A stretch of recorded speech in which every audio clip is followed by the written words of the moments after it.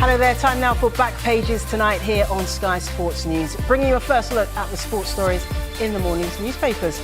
Joining us are Martin Hardy from The Times and The Mirror's John Cross. Welcome to you both. I'll come to you in just a moment, but firstly, let's quickly run through the back pages, and we'll start with The Express. After what's been an incredible transfer window this summer, could this be the transfer story to dominate the next window? They're reporting on a potential battle between Manchester City and Chelsea over the £75 million signing of Elliot Anderson. The Star also reporting on Anderson as well. Plus comments here from the England manager, Thomas Tuchel, about a potential return to the England squad for Jude Bellingham. He wants everyone to buy in, says Tuchel. More comments from Tuchel on the back of the Mirror as well, as he claims that the Three Lions are ready to rule the world next summer, increasing belief that they can win the World Cup trophy.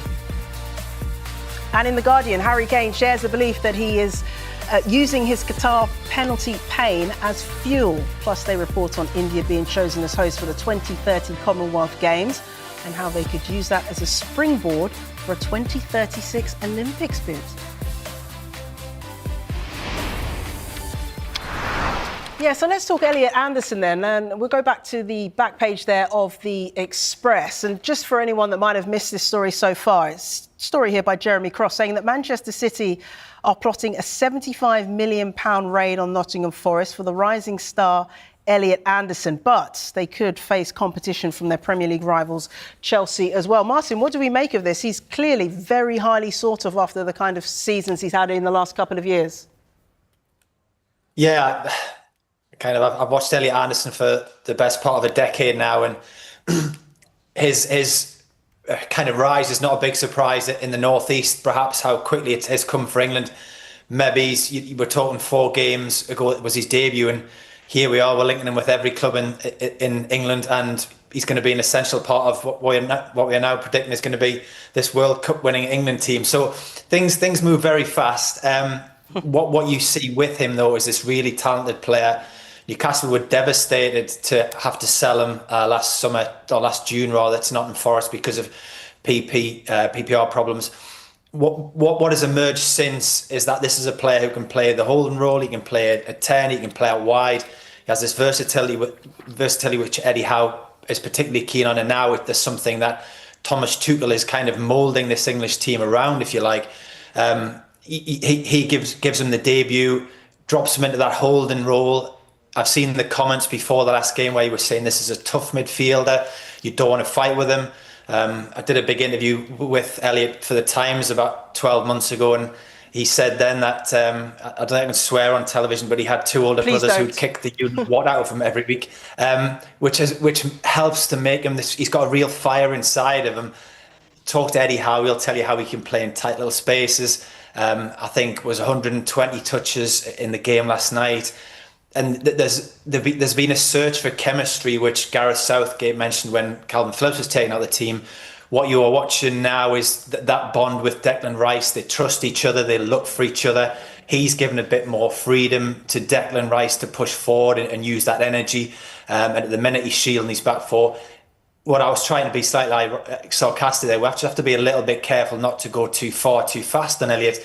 But it's an incredible amount of potential for a 22-year-old. He's done brilliant for Nottingham Forest since he's had regular football, and he's now proven to be one of the cornerstones for this excitement, which I read John's piece tonight in the Mirror, this growing excitement in this English team under Tuchel, and Elliot Anderson is very, very much at the heart of that. Yeah, back at the Star, they've said, hand him over. Pep lines up £75 million Elliot to be the new Rodri. Like, there's no denying, John, that Elliot Anderson is clearly very talented, had bags of potential as well to get even better, but to be the new Rodri, that's some comparison.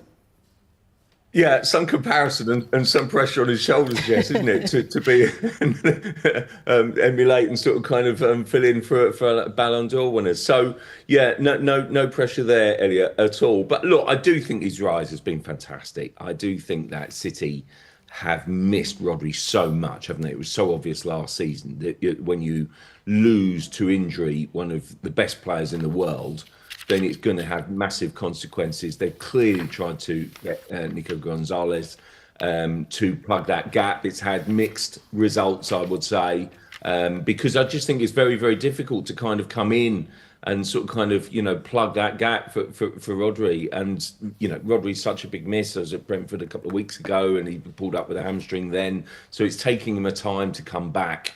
And, I don't think really that the sort of kind of Nico Gonzalez, different sort of player, different physicality for sure, it is really kind of filling that role at the moment. What I really like about Anderson for England is that what he does for England is he plays the 6 and allows Declan Rice, who I think is absolutely fantastic, then bombing forward in the 8. And you can make a case for sort of kind of Rice. People sort of can make this ridiculous comparison with other players about Rice as the holding player. He's well, beyond that now. He's a goal-scoring, marauding midfielder, absolutely fantastic, talented player. I do see it much more of a fit, if I'm honest, for Manchester City. I know you're talking about Chelsea here, but for me, I think the best in the business in the number 6 role is Moises Caicedo. I think he's...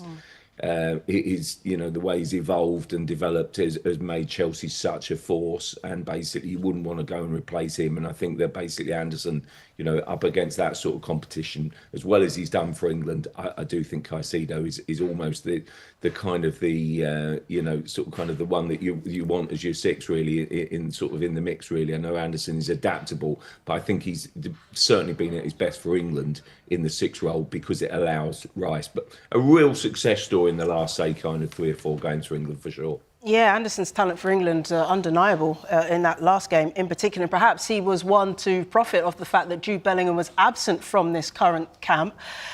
Staying with the back of the star, because big picture there of Jude on the right-hand side. I'll be in touch, Jude, says Thomas Tuchel. And he says he will speak to Jude Bellingham ahead of the next international break, as he will to all the other players that missed out. I find this situation, John, really intriguing. I know you watched... you watched the last match, you were there with England covering the story. It seems to me that Tuchel's saying that the media is building this unnecessary obsession between him and Bellingham, as though there's nothing to see here. It's ordinary for some star players sometimes to be left out, particularly if they're coming back from injury. Is the press reading too much into this? What's your take on this situation and whether there is this rift between Tuchel and Bellingham? No, I think there's an issue there, if I'm honest. I think that basically, to be very, very clear, I just think that the sort of kind of Tuchel's remarks back in June about, some of his antics on the pitch being repulsive, his mother found them repulsive, was, a step too far. It was a clumsy choice of words. He's apologised for it now. But I do think that it has had, consequences. You're going to be upset. There's no two ways about it. But I do feel a bit of, degree of sympathy there in that this last camp, it was surprising. It caused raised eyebrows. Recovering from a shoulder operation or not, Jude Bellingham, in my mind, is England's best player. He is the absolute stardust. He elevates England from contenders to having an absolute massive chance to win the trophy next summer. I think the art of management is management and getting it right and making sure that everyone fits in. Of course, you want to keep a tight group, and that's exactly what Tuchel's been saying, and I respect that. I think it's done very well for him. You can feel a togetherness, a real vibe, but I don't like this kind of chat and the way it's kind of almost been spun a little bit. That is kind of the antipathy and sort of the kind of the tonic and goes against Jude. It's all about Jude. It's really not. I don't see it like that. I just don't. I think that Jude Bellingham has to come back for England. He's an asset for England. I think it would be a failing if Tuchel can't kind of get him back on side and make sure that he fits in easily. Now he's available again next month in November. I think that would be a great shame if he's not in that squad. I feel sure that Jude Bellingham, being such a talent, he's an absolute superstar, will be on the plane to the US next summer. But I do think there has been a bit of a rumbling issue. Wouldn't you be offended if you were that player, if you were the family? I think you would be. I think it was a clumsy choice of words. I think apologies need to be said. I think there needs to be some bridge building going on. You need to get him back on side. And I think England will be so much better for Jude Bellingham back in the squad as soon as possible. Yeah, you mentioned England there being contenders if Bellingham is in the squad, and that is exactly what you've written on the back page of the Mirror. American dream, a growing belief perhaps that the England manager Thomas Tuchel can, in fact, bring home this World Cup as he was employed to do on that 18-month contract. Martin, what do you make of this? Because are England really contenders? It wasn't that long ago that Thomas Tuchel said they wasn't. Yeah, I think there's been a huge sea change in mood, optimism, drive of the team. I don't disagree with John that much, but some of that has come about with Bellingham not in the squad. It feels now that this was the marker in the sand for Thomas Tuchel to say, this is my squad. You know, in theory, I may stay longer, but as far as everybody is concerned, I'm gone after the World Cup. I've got one shot at this and I'll do it my way. And even the comments where he's perceived to be offering the olive branch to Jude Bellingham, he's talking about the players have to buy into what I'm doing now. They have to be good citizens. They have to be 100% in. And, you know, that first comment about repulsive was way back on June the 11th. And I was on the show at the time, and it felt like a huge moment in their relationship. And also in terms of Tuchel taking charge of this England team. It was August the 29th when a form of an apology came through, when he said it was unintentional, just to make that clear. But within those quotes, the first time where he talked about Jude Bellingham being intimidating as a teammate, that was probably more relevant and pertinent than the actual comment about repulsive, because what he was saying there was everybody has to be together. Now, what we've seen the last 3 or 4 games, I think, is a team that is coming together. If you're going to suddenly say, right, what are we doing here? Are we looking to build on this and make a tiny few changes? In which case, right, we're not going to play four number 10s like was tried in the last tournament, where you play Cole Palmer on the left and you play Phil Foden somewhere else and you play Bellingham somewhere else. You've got a system now. Saka is your best right-sided player. Anthony Gordon's playing on the left very well for Newcastle, and you've got Harry Kane, and that's leaving you with that number 10 of Morgan Rogers. So what is he going to fight for that position? If he's prepared to come in and fight for that position and perhaps not be starting, then fair enough. But if it's about the team spirit and bond, I think the question that Tuchel will be asking amongst his staff now is to say, are we going to gamble with that? And as John said there, this is somebody who's scored big goals and is, you know, perceived to be a world-class player. Can we afford to take that gamble about disruption if he's not going to start? Because at the minute, I don't think he gets a start for the England team. And what would his reaction be like for that in a World Cup if he's not playing? All big questions which Thomas Tuchel, in fairness to him, has addressed in the words he said to John and the other journalists here last night, saying, you know, the planning starts on Monday. There is a lot of big decisions to be made. Yeah, a lot of big decisions. And of course, you've got to get the personalities right in the dressing room to ensure that England go as far as possible in this tournament. One of those key players will surely be the captain, Harry Kane. Back of the Guardian, road to redemption, they say. Kane using Qatar penalty pain as fuel for England ambition. Of course, Harry Kane missing from the spot in the 84th minute of that quarter-final in Qatar back in 2022. When they lost out 2-1. That was against France, wasn't it? So, I mean, John, for England and Kane, considering the numbers he's putting up at the moment, surely he is a key to England's success, certainly getting to the latter stages of this tournament. How important is it that he stays fresh, he stays fit and healthy? Because we saw in the last major tournament what it can mean for England if he isn't able to play at 100%. Jess, I think you hit the nail right on the head there. It's absolutely the most pertinent point of all. In the basic, we have felt frustrated, haven't we, that he is a world-class goal scorer. 76 goals in 110 caps. Absolutely astonishing figures. It's also what he offers to the team as a leader on the pitch and dropping deep as almost the quarterback. His passing is phenomenal, his creativity. He's a fabulous, fabulous player. I tell you what, I think he's grown in stature under Tuchel. They have a wonderful relationship. They have such a connection. He is so important to that team and squad. He is scoring goals for fun this season. 21 for club and country, would you believe? I mean, we're even at the end. I mean, it's astonishing, isn't it? We're mid-October. I mean, that is phenomenal. We should be talking about Ballon d'Or kind of contention. If not winner, he should be in the conversation, in my mind, with those sort of figures. He's absolutely brilliant. And he spoke so well to us last night after the game in Latvia. I think there's so much respect from journalists towards him. He even fronted up after that miss in Qatar. He was absolutely crestfallen, but he wanted to kind of come out and talk and sort of address it. He was the leader of the squad. He was the captain. He felt responsibility. That is the kind of personality that he is. He carries it on his shoulders. He is so important for England. On the flip side, the negativity sort of kind of behind it is that he does so well in the kind of the first half of the season. We seem to have lost him sort of kind of either to injury or a little bit of form or confidence or whatever going into tournaments in the past. If Harry Kane is at his best, fit and firing, I have absolutely no doubt that England can go such a long way in the United States. He is the game changer. I love Saka, I love Bellingham. I think they're terrific players, absolutely brilliant. But I do think that Kane is so prolific, so reliable, such an important force. If he's at his best, then England, he can win the Golden Boot and England can win the trophy. It's as simple as that. He's the difference maker. Yeah, he said that missing that penalty was the worst moment of his career, possibly the lowest point in his career. He changed his technique, taking penalties after that miss against France, and went on a run of 31 successful conversions, such as the mark of the man. John, Martin, we'll take a quick break. When we come back, we'll be looking at more of the sports stories in the morning's newspapers, including this. In the Times, clubs vote on controversial salary cap. That's next.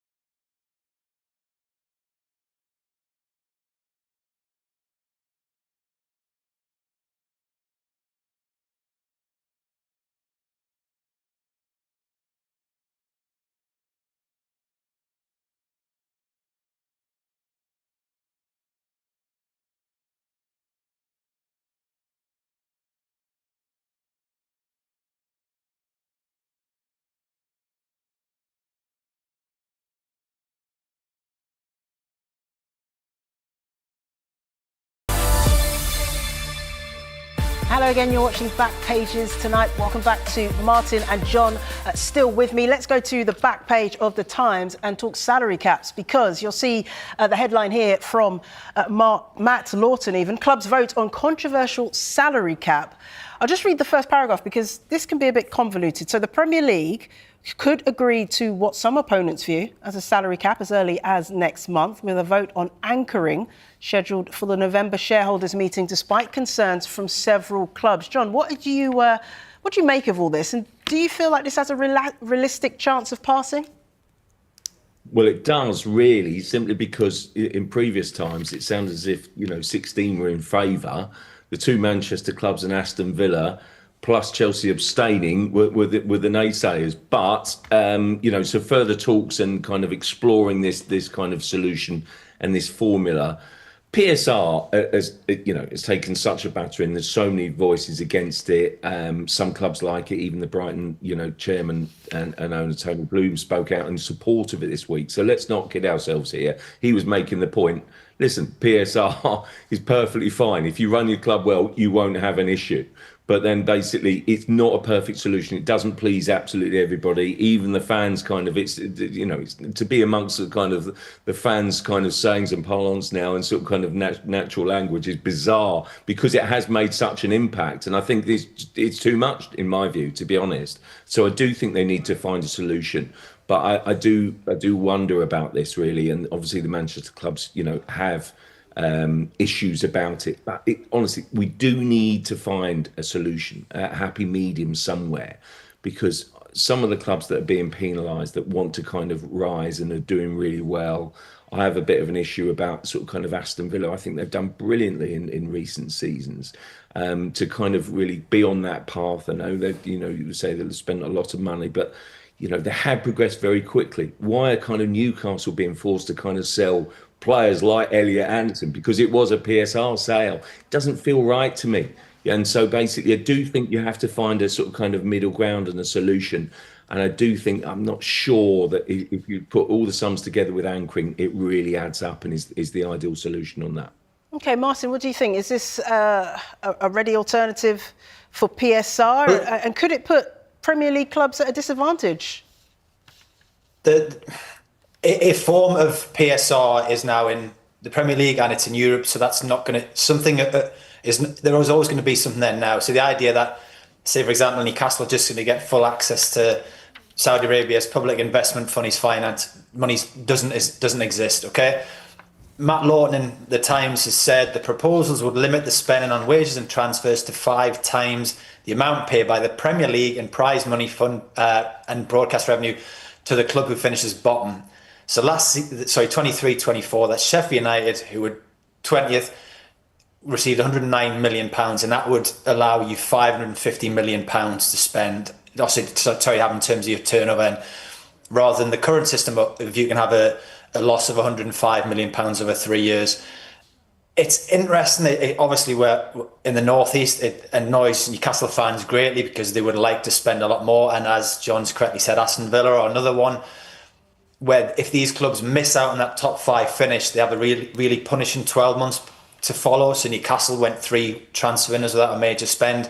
Aston Villa had a difficult summer. That team looks tired.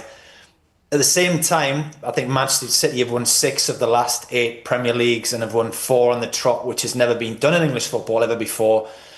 PSG, with backed by the money of Qatar, have won, I think it's 11 or 12 of the last League One titles and had previously won 2. Newcastle have won their first domestic title in 70 years. So these clubs are even with those kind of shackles on them, are still pushing extremely hard to challenge the clubs that want to are perceived to want to maintain that status quo, of which Manchester United and Manchester City are now one. But as John said there's only about 4 clubs that we know, Villa, Man City, Man United, and Chelsea abstain in the last vote, who've pushed back against this. There is a chance this is going to come in. It will confuse football fans even more in terms of what their club will do. It will frustrate them. We will sit on here and we will be discussing anchoring instead of FFP or PSR. And all the while the fans will be getting more frustrated. But I think deep down within it somewhere, and we've had it since about 2013, it's just a desire to stop one club going, we've got £700 billion, which was PIF's, the amount of money PIF had when they took over Newcastle, from completely changing the face of football in a league in one shot. So I do understand it, but it's bogged down with difficulties, and I'm not sure this is going to make it any clearer. Yeah, something to keep an eye on ahead of those November shareholder meetings. Let's go to the back page of The Sun. John, we're looking at Donald Trump here, top right of the screen. Don ups threat to unsafe cities. President Donald Trump warning that he could take away some matches, World Cup matches, from some cities in the US because he deems them unsafe and being run by the radical left. What do you make of all this? It's not ideal for fans, is it, John, when they're trying to just decide where they're going to watch their matches? Absolutely. Being this close to it, we haven't decided on kickoff times and we haven't absolutely nailed down venues yet. And now we've kind of got, it seems, a very, very close relationship between the most powerful man on the planet, Gianni Infantino. Look, it was interesting to read. I think then Rob Harris, who's a great pal of mine and also a brilliant broadcaster for Sky News, his take on it was that really, the crux of it was about security and safety, and whether that was the sort of kind of the defining issue. And FIFA indeed have sort of issued him a statement saying that actually, safety is paramount. We always have to look at that. If it is a safety issue, then there's nothing you can argue about. If it's beyond that, I think that's a worry for the World Cup this close to it. John Cross, Martin Hardy, thank you for your insights on Back Pages tonight. Great to have your company. Now, if you miss any of the show, as always, there's another chance to see Back Pages tonight at 1:30. It's also available as a podcast. Just download Back Pages on Apple or Spotify or wherever you get your podcasts. You can join us tomorrow, where our guests will be Jonathan Liu and Miguel Delaney. Coming next here on Sky Sports News, Thomas Tuchel says he will